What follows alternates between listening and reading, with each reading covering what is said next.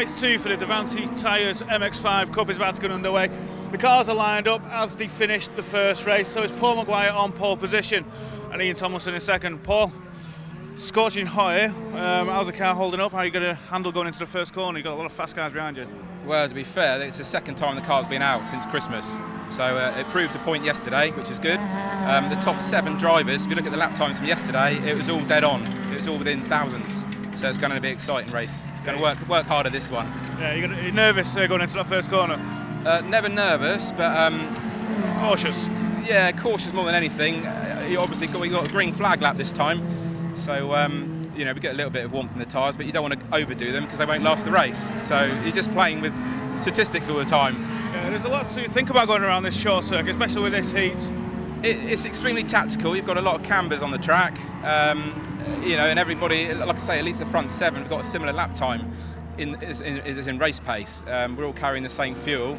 We're all relatively the same weight, so it's literally, if you miss a gear, like proved when Bobby missed a gear yesterday and Ben took the third, you miss a gear, you've got 2 or 3 past you within an instant. Yeah. You can't miss gears. You're going to win? Yeah. Good work. With that, let's keep an eye on him. Andy McEwen, over to you. Yeah, thanks very much, Anthony. Going to be an interesting one, this. See how close the times are in the even hotter conditions today. Here's the grid. It's based on how they finished yesterday's race. So Paul Maguire for me and Tomlinson row 1 ahead of Hansey and Andrews row 2. But what Paul Maguire was saying there about how close together the tyres were in race 1. If he can make the break again at the start of race 2, that will really help his cause. Right, we're away in racing. Good start made by Ben Hansey there from the inside of row number 2, and he latches straight onto the rear bumper of our race 1 winner Paul Maguire as they rush towards Paddock Hill Bend for the first time. Maguire will take the lead. Hansey coming through into second, and here comes Bobby Andrews up into third place potentially at the expense of front row sitter Ian Tomlinson. We heard there, courtesy of Paul Maguire, that it was a missed gear that cost Bobby Andrews his podium finish in race 1, but he's straight away trying to get into the podium positions at the start of this one. He has to settle into 4th, so Tomlinson finds his space in line in 3rd. There's Dazashchik there, going up the inside for 5th, and I think he will do that. That's at the expense of Chris Lovett, who gets elbowed out over the grass as they make their way out of Graham Hill Bend and down the Cooper Straight, and he's still on the grass, so they turn into Surtees. Only now does he find his space in line and manage to keep it on the black stuff. So Maguire leads the way, but Ben Hansey in 2nd place. Now, Ben didn't start all that strongly in race 1, grid position wise. He was down in 7th on the grid, but worked his way through, of course, to finish 3rd. So he's clearly got the speed in race situation anyway. Has he got the speed to close in on Maguire and beat him to a race victory? Now, that's going to be tough to do. Another driver, by the way, to keep an eye out for the back of the grid is Paul Monteith, who we saw pull off into retirement, having been running inside the top 5 or so at the start of race 1, only to have a mechanical issue that forced him out of the race. We're on board now with Paul Monteith as he dives up the inside there of George Taylor in the 82 car, the other of the BS Motorsport cars. George tries to come back a little on the extra Druid, but Monteith ought to be a little bit quicker. He certainly qualified ahead of him in the race earlier on. So out of Graham Hill when they go, there's this Dazashchik and Chris Lovett battle, and on board with Lovett, looking back at Matthew Short in the number 72 car. Into clearways they go, up over the curve on the inside. And we saw lots of wayward moments up at that part of the circuit in yesterday's first race, didn't we? Not the same story today. It is the same story at the front of the field, though. It seems that Paul Maguire has been able to pull a gap already over Hansey and Tomlinson, dicing over 2nd. Back on board with Paul Monteith further down the order as he tries to inch his way now inside the top 10 and further up the top 10, in fact. As we've got a car in the gravel, oh no, and that's Bobby Andrews, I think, who's gone through the gravel trap at Paddock Hill Bend, throws away the 4th position that he was holding on to, and that will now elevate the Dazashchik and Lovett battle now to be a fight for 4th rather than a fight for 5th. But that was a big moment there for Bobby Andrews, and that has cost him lots and lots of places. It also now has detached him well and truly from the back of this 2nd place battle, where there are plenty of hand gestures being shown from Ben Hansey there to Ian Tomlinson. I presume that's Ben telling Ian, don't try and overtake me, let's work together and see if we can catch the race leader. But it just doesn't look as though either of them have the pace of Paul Maguire this weekend. Paul with this very healthy lead already. Remember, won race 1 by just over 2 seconds in the end, but he backed right off for the last lap or so. Said he was struggling a bit with tyres, and he will be he should really have finished quite a bit further up the road than that. Slippery surface flag out at Paddock Hill Bend. That's because there will be presumably half of the gravel. Yes, look at that, half of the gravel trap there from Paddock Hill Bend, right in the middle of the road after Bobby Andrews drug it back out onto the track a lap ago. So that will take a few laps to clear. All with Lovett here, looking back at Matthew Short, and by the looks of it, that's Daniel Grist in the 43 car trying to close in on him. Conditions even warmer today than they were yesterday, and as we documented in yesterday's race, even though the cars run on grooved tyres, it's still possible to overheat those tyres. Even though they don't wear out as quickly as a slick racing tyre does, they still get hot, and if they're hot, they don't grip very well. So it's important that you do drive with tyres in mind. Certainly Paul Maguire out in front will be doing that, but when you're locked in combat through the midfield, it's hard really to look after your tyres, and in a way you're working your tyres even harder than the race leader would be. So it's often through the midfield where we start to see drivers struggling for tyre life at the end of the race, even in a short, sharp 13-minute +1 lap encounter such as this one. So back through Paddock they go, and here comes the fight for second place, and Ian Tomlinson might have got an overlap up the inside of Ben Hansie in towards Druids, has he? No, Ben gets across to defend just in time, but that was quite close between the two of them. Out of Druids they go, down the hill. If they keep battling away, then Rafał Dazaschik will be able to close in, and possibly Chris Lovett as well, who I think is still latched onto his tail. Yes, he is. So the two pairs of cars here, in fact 3 pairs of cars, because then Matthew Short and Daniel Grist aren't that much further back. So if the front pairing of Hansie and Tomlinson start to fight, then that could allow possibly an opportunity for the cars behind to join in the fun as well. So onto the pit straight they come again.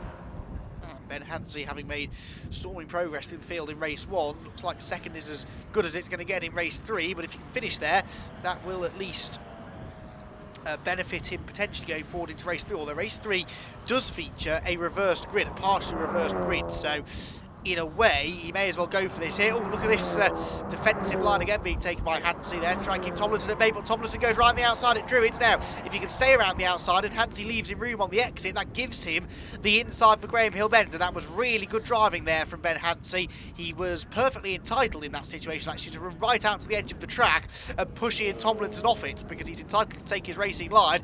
He left Tomlinson room, Ian therefore got the inside into Graham Hill Bend, but now Hansie gets the better exit from Graham Hill Bend and retakes the position. So you see, that's why you race other drivers cleanly, because at the very next corner the roles were reversed, and it was Hansie who was looking to try and get the better exit and get alongside, and he could quite easily have been shoved off the road by Tomlinson, but because he'd been clean with Tomlinson at Druids, Tomlinson was clean with him at the next corner, and they can both live to contest this second place later on in the race. They're side by side almost again into Paddock Hill Bend, but you can see what I said about how if they start battling it will allow Dazaschik and Lovett to catch, and that's absolutely what's happened. As for the second lap in succession up the inside line towards Druids corner will go Ian Tomlinson. Well, it was outside last time, it's inside this time, and on this occasion it works. He gets the place and there's no way back on this occasion for Ben Hansie. So that puts Ian Tomlinson back into second, which is where he started this race. Ben Hansie back to third, where he started the race, and then Rafał Dazaschik and Chris Lovett have both gained ground. In fact, Dazaschik started behind Lovett, so he's gained 2 places through the first part of this race. We are already, though, into the second half of this second round of the Davanti Tyres MX-5 Cup by 5 Club. And this is where all of the battling is. It's for the bottom steps on the podium, and also the rest of the top 5, basically second, third, fourth and fifth, nose to tail here. Ian Tomlinson takes a much wider line there down the pit straight, trying to break the toe, break the slipstream from Ben Hansie. It's difficult to do in MX-5 racing, but if you can break the toe, as Paul Maguire has done on both occasions so far this weekend, then it gives you a much, much easier race than if you're constantly having to defend from a group of cars behind you, which is the position that Ben Hansie now finds himself in, because Tomlinson is starting to escape, but Hansie has got Dazaschik and Chris Lovett right behind him as they make their way out of Graham Hill Bend once again. We got 14 laps in the first race. We anticipate a similar number in race number 2, barring of course any safety cars or full course yellows, but generally speaking 14 laps the expected distance. There is a very sideways Daniel Grist, and then we check in with Matthew Short, who's been caught by Paul Monteith. So Grist has got past Short at some point in the last few laps, but Paul Monteith from the back of the grid is now closing in on Matthew Short, so he's inside the top 10. How much further can he get, I wonder? Remember that Paul Monteith qualified for the first race 5th on the grid, so he's got the speed, but it's quite difficult on this tight technical circuit to find a way through sometimes, especially in such evenly matched cars. He has a late dive up the inside into Druids. Oh, I hope Short's seen him coming. Yes, he has. Matthew Short left him just enough room through the apex. They'll run wheel to wheel down the hill now towards Graham Hill Bend with Short on the inside, Monteith on the outside, 2 wheels on the curb. What about the exit speeds? No, he can't. Oh, can he get an overlap? He might have just timed this okay. He has his nose in the gap on the inside line. Does Short leave him room into Surtees? He does, but Monteith had already backed out of it. Right, back with the third place battle now. This is Ben Hansey, Rafał Dzaschik and Chris Lovett, and they are continuing to circulate in very close proximity to each other. It's fair to say though that Tomlinson, having broken away by nearly a second, hasn't really been able to get any further ahead, so if they were to work together, the 3 cars behind him, then in theory they could close in, but getting a group of drivers organised enough to work together in a race situation, this isn't always all that easy to achieve, and they are all very busy fighting over third place in the race, and so they're not really working together to close back in on the second place man. Back with Paul Monteith now as he turns into Graham Hill Bend. And this very, it's not uncommon to see quite entertaining liveries on the outsides of the cars, but this car is equally entertaining to look at from the inside, isn't it, with all of the graffiti style artwork over the steering wheel and the dashboard area. Paul Monteith, been around for quite some time now in MX-5 racing, and he continues his move towards the front, although he's not charged through the field, I have to say, quite the way that I perhaps expected him to. So it shows the strength in depth that we have through the midfield in this championship, that a driver of Monteith's calibre has not been able to just drive past people. He's having to work for every move. Right there out of paddock for Dzaschik, but you can see that did give him a bit more momentum up the hill. That's why the stewards are so keen on observing track limits regulations, because if you're allowed to run as wide as you like out of the different corners, then you're going to gain a big advantage over someone who is not doing that.